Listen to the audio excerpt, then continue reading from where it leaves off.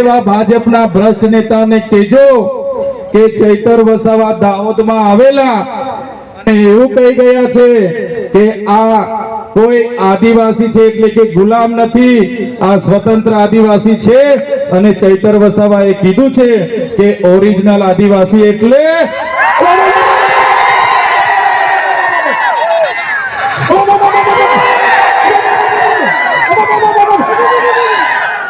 બસ એ લોકોને આટલો ભોપકારો આપી દેજો, ઓબો કરી દેજો અને અમે બધા તમારા સહકારમાંથી આવી જઈશું.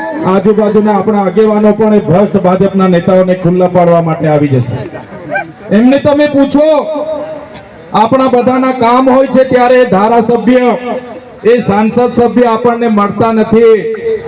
થોડા દિવસો પહેલા, થોડા મહિનાઓ પહેલા અમૃત મહોત્સવના રથો લઈને ગામડે ગામડે નીકળી પડેલા. એ પછી ગૌરવ યાત્રાના રથ લઈને ગામડે ગામડે ફરતેલા.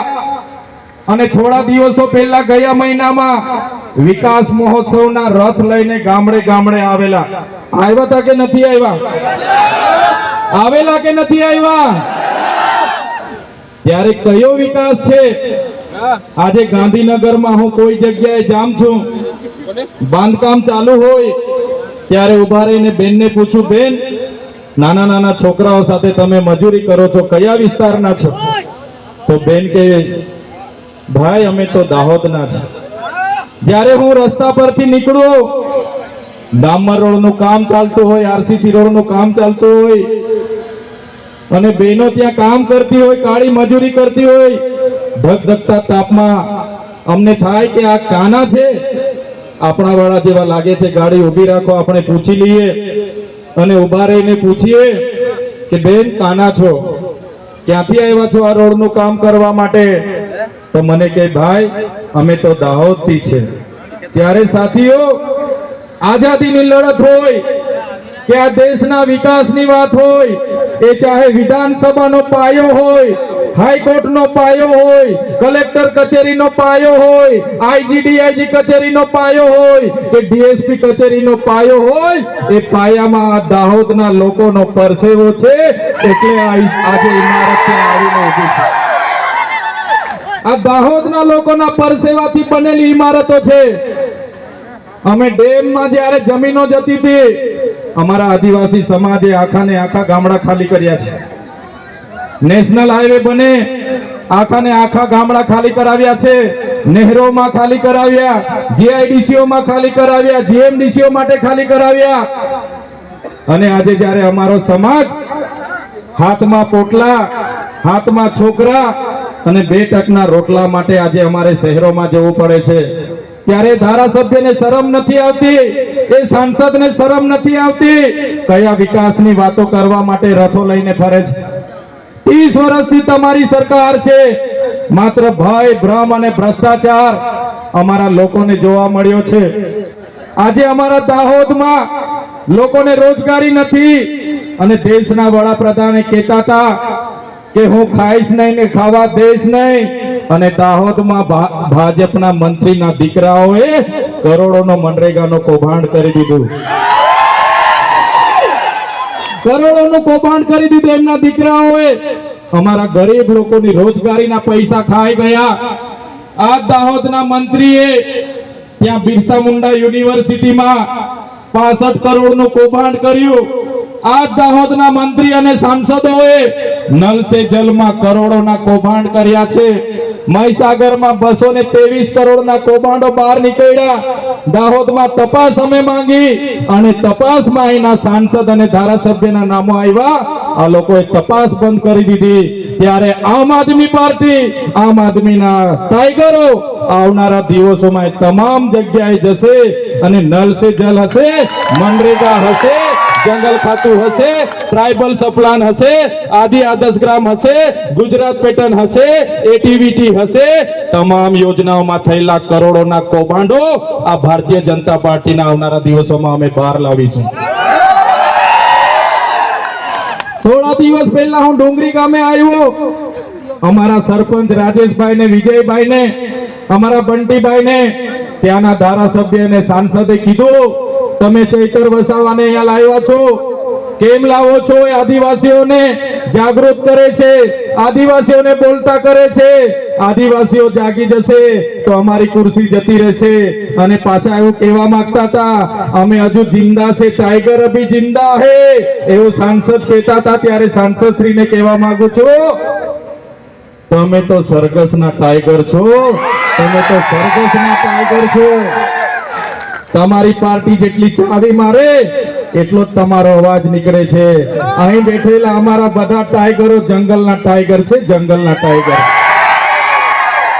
જે દિવસે આમનો સામનો થઈ જશે તે દિવસે અમારો ને તમારો આમનો સામનો થશે ને, તમને અમે છઠ્ઠીનું દૂધ યાદ દેવડાવી દઈશું. તમે જોઈ લો, અમે આદિવાસી સમાજ ને ઓબીસી સમાજ, માઇનોરિટી સમાજ, એસટી સમાજ જે દેશમાં 90% વસ્તી ધરાવે છે એમના માટે લડીએ, એમનો અવાજ બનીએ. આ વિસ્તારમાં શિક્ષકોની ભરતી કરવા માટેની વાત કરીએ, શાળા બનાવવા માટેની વાત કરીએ, કૌભાંડો બહાર લાવવાની વાત કરીએ. એટલે આ ભૂપેન્દ્ર પટેલ હરસંઘવીને ગમતું નથી. અમે જ્યારે મનરેગા કૌભાંડ માટે તપાસ માંગી, એમના મંત્રીના દીકરાઓને જેલ જવું પડ્યું. અને અમે જ્યારે આ વિસ્તારમાં 7/12ના ખોટા નામો ચડાવી દીધા, બીજાના નામે જમીનો લઈ લીધી, એનું કૌભાંડ ઉજાગર કર્યું, ત્યારે આ ભૂપેન્દ્રભાઈ પટેલ અને હરસંઘવીને ગમ્યું નહીં. એમણે કીધું, આદિવાસી ચૈતર વસાવા અમારી 30 વર્ષની સરકારને કેમ ચેલેન્જ કરી શકે? આ આદિવાસી યુવાન અમને વિધાનસભામાં સવાલ કઈ રીતના કરી શકે? આ આદિવાસીને ભેગા કઈ રીતના કરે? આદિવાસીની હક અધિકારની વાતો કેમ કરે? આદિવાસીઓની સ્વાભિમાનની વાતો કેમ કરે? એને જેલમાં નાખો. અને તમે જોયું હશે, મને એક વાર નથી અનેક વાર જેલમાં નાખવામાં આવ્યા. એક વાર જેલમાં નાખવામાં આવ્યો, બીજી વાર મારા પરિવાર સાથે 90 દિવસ જેલમાં રાખવામાં આવ્યો, અને ત્રીજી વાર હમણાં પણ મને 80 દિવસ જેટલી જેલમાં રાખવામાં આવ્યો. એક સામાન્ય બાબતમાં જ્યારે મામલતદાર ટેબલ પર જામીન આપી દે, છતાં આ લોકોએ મને સેશન કોર્ટમાં રજૂ કર્યો. મારા વકીલોને કોર્ટમાં આવવા નહીં દીધા. મને નર્મદા જેલની જગ્યાએ સેન્ટ્રલ જેલ વડોદરા રાખવામાં આવ્યો.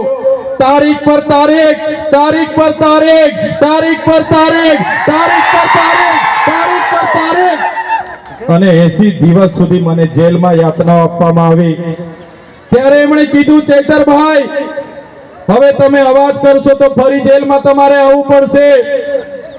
તમે ભાજપમાં જતા રહો, ભાજપમાં અમારી સરકારમાં આવતા રહો, તમને મંત્રી બનાવી દઈશું, તંત્રી બનાવી દઈશું. તમે આદિવાસીઓનું લડવાનું બંધ કરો. ત્યારે મેં એ લોકોને પણ કહેવા માંગુ છું, ચૈતર વસાવાને 1 વાર જેલમાં નાખવાથી, 2 વાર જેલમાં નાખવાથી, 3 વાર જેલમાં નાખવાથી ચૈતર વસાવા ડરી જાય એવા વસાવા નથી. આ ચૈતર વસાવા આદિવાસીનો દીકરો છે. આદિવાસીનો ઇતિહાસ તમે જોઈ લેજો. ગોરા અંગ્રેજો સામે અમે નથી ઝૂક્યા, આ કાળા અંગ્રેજો સામે પણ અમે નથી ઝૂકવાના. ત્યારે તમે જોઈ લો, 80 દિવસ સામાન્ય બાબતમાં મને રાખ્યો, ત્યાં એટલી યાતનાઓ આપી, મારો પરિવાર દુખી, મારા કાર્યકરો દુખી, મારા પાર્ટીના લોકો ચિંતા કરે.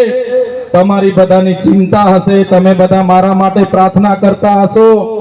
એ લોકોનો ઈરાદો હતો કે ચૂંટણી પત્યા સિવાય નીકળવા નથી દેવાનો. છતાં તમારી પ્રાર્થના, તમારી દુઆ, તમારી મનોકામના મારી બહેનોએ ઉપવાસ રાખ્યા હતા, વ્રત રાખ્યા હતા, અને માનતા રાખી હતી, અને ઉપરવાળાએ જોયું, અને 80 દિવસમાં તમારો દીકરો છૂટીને તમારી વચ્ચે આવીને આજે ઉભો છે. છૂટ્યા પછી પણ હું જ્યારે બહાર નીકળ્યો, અને મારા વકીલોએ, મારા પ્રદેશ પ્રમુખ ઈસુદાનભાઈ ગઢવી, બીજરાજભાઈ મને મળીને કીધું, ચૈતરભાઈ જેમ તેમ અમે જામીન કરાવીને લઈ આવ્યા છે તમારે, પણ તમને ડેડિયાપાડામાં પ્રવેશ બંધી છે. ડેડિયાપાડાની હદમાં તમે પગ મૂકો એટલે તમારે ફરી જેલમાં જવું પડશે. તમને ડેડિયાપાડામાંથી કાઢી દેવામાં આવ્યા છે. ત્યારે ઘણા આગેવાનોએ મને કીધું, તમે રાજપીપળા રહેવ. ત્યારે હું રાજપીપળા રેમ, લોકોના કામ કરું. એટલે કેટલાક આઈપીએસ અધિકારી અને ભાજપના સાંસદોએ કીધું, હવે આ રાજપીપળા બેઠો બેઠો લોકોના કામ કરે છે, એને એવું કરો, આપણે આદિવાસી વિસ્તારમાંથી કાઢી નાખો, ત્યારે એવા નેતાઓને, એ પોલીસ અધિકારીઓને મેં કહેવા માંગુ છું, તમે મને ડેડિયાપાડાથી કાઢી નાખશો, નર્મદા જિલ્લામાંથી કાઢી નાખશો, આદિવાસી વિસ્તારોમાંથી કાઢી નાખશો, પણ આ ચૈતર વસાવા તો અમારા લોકોના દિલોમાં રહે છે. ત્યાંથી તમે ક્યારે કાઢી નથી શકવાના. ત્યાંથી તમે ક્યારે કાઢી નથી શકવાના. હું જેલોમાં હતો ત્યારે આ વિસ્તારમાં, હવે તો મંત્રી નથી પણ મંત્રી હતા, એ મંત્રી અમારા ડેડિયાપાડામાં આવ્યા, રાજપીપળામાં આવ્યા અને હવે જાહેર મંચ પરથી ભાષણ કર્યું કે તમારો ચૈતર વસાવો ગયો, એ હવે આવવાનો નથી, તમે બધા આવી જાઓ, અમારી સાથે જોડાઈ જાઓ. ચૈતર વસાવાનું પૂરું થઈ ગયું, હવે આમ આદમી પાર્ટી પૂરી થઈ ગઈ. ત્યારે એવા મંત્રીઓને, એવા સાંસદોને, એવા ધારાસભ્યને કહેવા માંગુ છું, तुमको का लगता था नहीं लौटेंगे, तुमको का लगता था नहीं लौटेंगे, गलत. जब तक तोड़ेंगे नहीं तब तक छोड़ेंगे नहीं. हमको क्या अंडू पंडू गंडू झंडू समझ के रखा है क्या? ये चैतर वसावा है, चैतर वसावा. करारा जवाब मिलेगा, करारा जवाब.